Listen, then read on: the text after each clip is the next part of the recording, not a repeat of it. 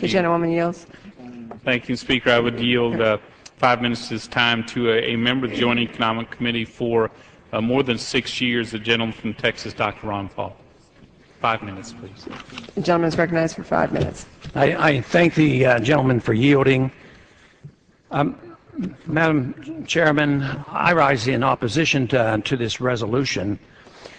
You know, they say so often that there's not enough bipartisanship around here. We hear that complaint a lot of time.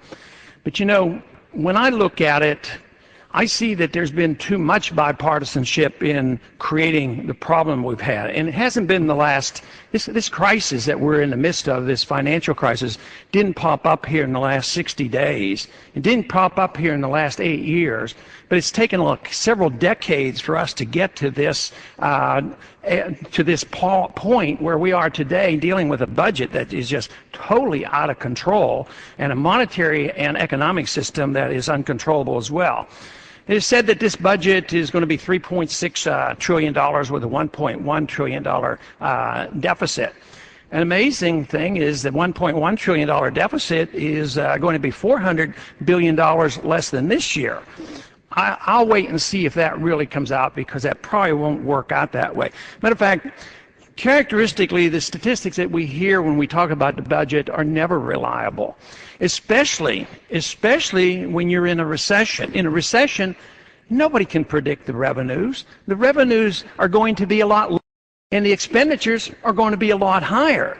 So I am making a prediction that the spending will be over $4 trillion this year, and that the deficit is going to be over $2 trillion.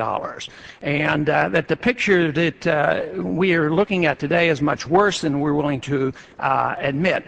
Matter of fact, I think the problems we face today is not so much a budgetary problem. It's much different than that. I think we talk a lot about the budget, and just think how many hours we've talked about it today. But the budget and the deficit is a symptom of something much more serious, and that is, what have we allowed our government to become? I think it has been the loss of respect by us here in the Congress to understand and take seriously Article 1, Section 8. If we did that, we wouldn't be doing all these things that we're doing. If we understood the 10th Amendment, we wouldn't be doing all this. We wouldn't have a deficit. If we understood monetary policy, we wouldn't have a monetary system that encourages all this, that gets us off the hook. Because conservatives like to spend a lot of money, and liberals like to spend a lot of money, and they don't have to worry. We raise taxes, we borrow it, and we do it, and we've been doing it for decades and getting away with it. But it's coming to an end, because we've always been dependent on the Fed to come in and monetize the debt. Now, have they backed off in any way? No, they're expanding it. Not only do they buy in the market, they're buying it directly from the Treasury. They're only encouraging us to do even more of this. We have endorsed, as a Congress and as a people, a welfare warfare state. And that is not part of what America is supposed to be.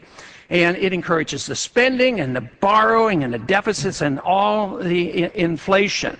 And we take, for instance, we're supposed to get a lot of change with the new administration. One thing I was hoping about is that they might look at this overseas wild expending and the expansion of the war going on in the Middle East.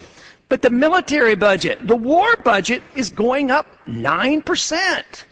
And as long as we have the expansion of the war, the dependency of the spending overseas, we're spending over $1 trillion a year maintaining the world empire. At the same time, we have runaway spending here on welfare here at home. It is unsustainable. We have a debt that will not be paid. We know when it reaches a certain level, it cannot be paid. But it is always liquidated. Now, if an individual or a company goes into debt, it can be liquidated in the old-fashioned way of bankruptcy. Countries don't go bankrupt. What they do is they default on the debt. That doesn't mean they won't pay it. They pay it off in bad money. And literally, that is the purpose of the Federal Reserve right now, is to lower the real debt. So if you destroy 50% of the value of the dollar in the next year or two, the real debt has gone down 50%. Literally, the Federal Reserve Board is praying for, encouraging inflation to lower the real debt, because it can't be sustained. But who does that hurt? It hurts the people who save. The people who save get 1% on their earnings, and we tax the little bit they get, and the people who are doing the right thing are being punished the most. So the ones who live beyond their means get bailed out. And it's a very bad system that we have, and we have to decide what the role of government ought to be. You know, we do blame the banks, we blame the business people and everybody. But you know, I have a lot of people who come to my office and they say, cut his, but don't cut my program. So we have to decide as a people, what should the role of government be? And if we think the role of government is going to be and should be the policeman of the world and to run the welfare state, Time has expired. this budgetary problem will never be solved. Gentleman is recognized for 30 seconds. I thank you for yielding. And let me just close by saying that the greatest danger I see right now is the placing of the blame for the crisis what we're in is that we had too much freedom, too much capitalism, not enough regulation. And they did this in the 30s. They're doing it even more now. Instead of saying that we overspent, overtaxed, overregulated, we have lost our confidence, and if we don't change that attitude, and if we accept this notion, accept international regulation, believe me, we're in big trouble. We'll lose our freedoms, we'll lose our sovereignty as well.